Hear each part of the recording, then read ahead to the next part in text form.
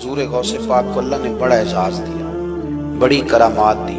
آپ فرمایا کرتے تھے میں نے 40 سال اپنے رب کو راضی کیا ہے مصلی پہ بیٹھ کے۔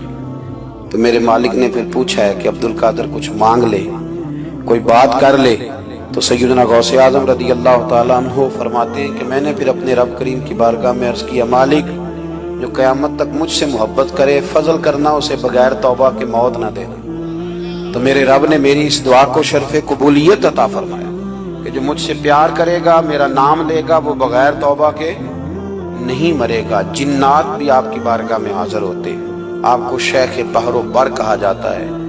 جب آپ نے منبر پر بیٹھ کر یہ اعلان فرمایا نا کہ میرا یہ قدم ہر ولی کی گردن پر ہے، تو خراسان کے جنگلوں میں معین الملت والدین عطائے رسول ہند الولی خواجہ معین الدین اجمیری موجود، تو وہاں اعلان کرنے لگے، کہنے لگے غوث پاک صرف گردن پہ کیوں، آپ میری آنکھوں پہ بھی قدم رکھیں، میرے سر پہ بھی قدم رکھیں۔ اللہ نے ان اولیاء کو بڑا اعزاز دیا، انہیں اللہ نے بڑی شان دی۔ اپنی نسبت اللہ کے بندوں سے مضبوط رکھیں۔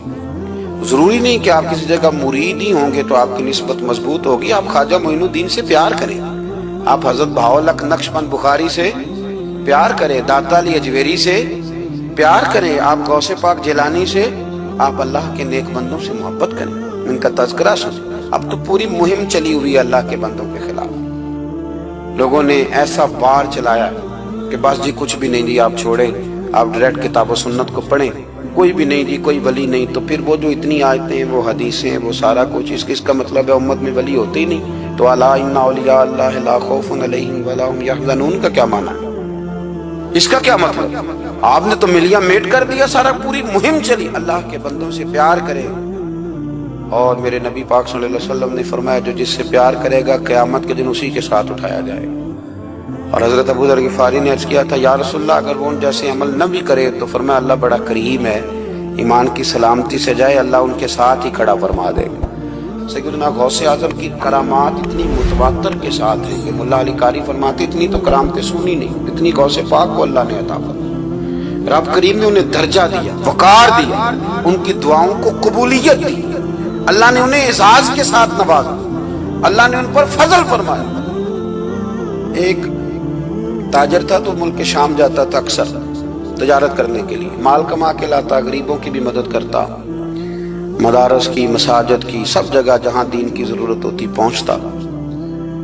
ایک بغداد میں اور درویش بھی گزرے جن کا نام شیخ حماد ہے، وہ بھی بڑے درویش تھے۔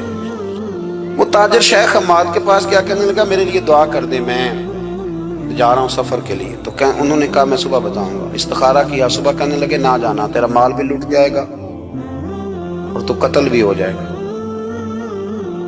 وہ بڑا پریشان ہوا، حضور غوث پاک کے پاس گیا، کہنے لگا حضور وہاں بھی میں نے کہلا بھیج دیا ہے، سامان میرا پڑا ہے، جاؤں گا نہیں، پیمنٹ نہیں کروں گا، ملے گا نہیں تو خسارہ ہو جائے گا، مہربانی فرمائے۔ غوث پاک نے مراقبہ کیا، فرمایا تو جا اللہ خیر کرے گا، تو جا اللہ خیر کرے گا۔ مرید کا عمل کے یقین، پیر کا عمل کے یقین، چلے آپ فیصلہ کر لیں تو میں آگے بڑھتا ہوں۔ حضرت غوث اعظم رضی اللہ تعالیٰ عنہ نے مرید سے کہا تو جا اور اللہ خیر کرے گا۔ وہ گیا، کہتے میں نے پیمنٹ کی، مال لیا، واپس آیا، گھوڑوں کا سفر تھا، رستے میں رات کو ایک جگہ سویا، خواب دیکھتا ہوں، خواب میں ڈاکو آ گئے، انہوں نے پہلے مال لوٹا پھر مجھے قتل کیا، اور جب میرے گردن پہ انہوں نے خنجر چلائی، خواب دیکھا تو میری فٹافٹ آنکھ کھل گئی، اور جب میری آنکھ کھلی تو میں اسی وقت ہی رخت سفر باندھا، سر پٹ گھوڑے دڑائے، کچھ رات کو کچھ دن کو، سویرے بغداد پہنچ گیا۔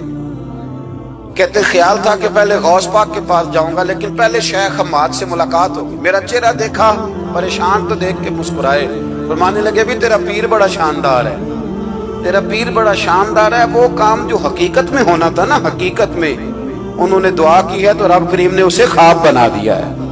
ان کی دعا کی برکت سے اللہ نے اسے، اب میں بات مضبوط کرنا چاہتا ہوں تو میں ایک حدیث پاک بھی پڑھ دوں۔ لوگ کہیں گے جی مرنے والا بھی بچ جاتا ہے، عمر بھی بڑھ جاتی ہے، مشکات کی حدیث ہے، ترمذی میں بھی موجود ہے۔